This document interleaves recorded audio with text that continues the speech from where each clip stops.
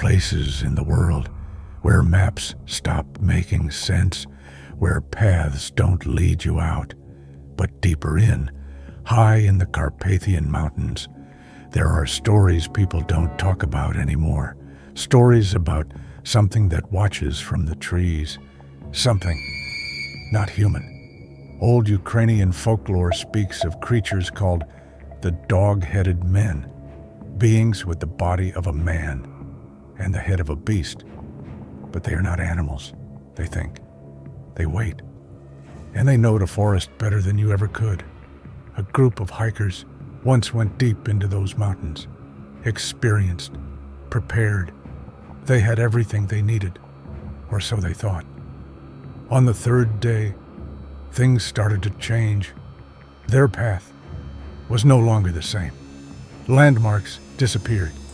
Trees looked identical, and the silence became unbearable. No birds, no insects, just nothing. That night, they heard it.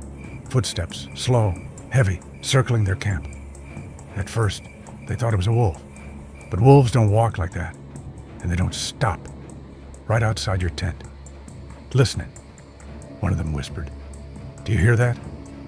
No one answered, because they all did. And then, something worse. Breathing. Not loud, not aggressive. Calm, controlled. As if it knew they couldn't escape. One of the hikers stepped outside, just for a moment. The others waited. Seconds passed, then minutes. He never came back. They called his name, again and again. But the forest didn't answer. Instead, something else did. A voice, soft, almost human, repeating his name, but wrong. Like it didn't understand the words, only copied them. Panic set in.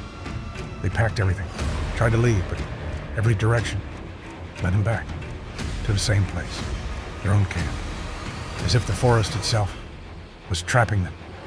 That's when they saw it, standing between the trees, tall, too tall, a human body, with the head of a dog.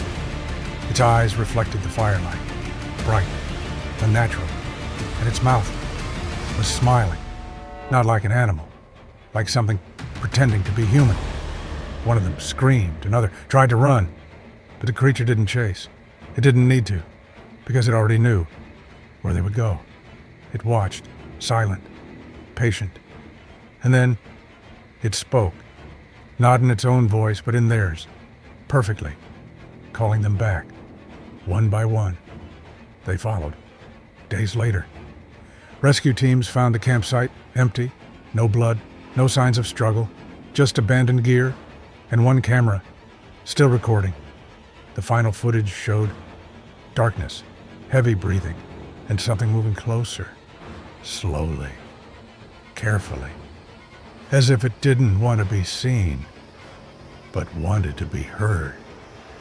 And then a whisper, clear, not human.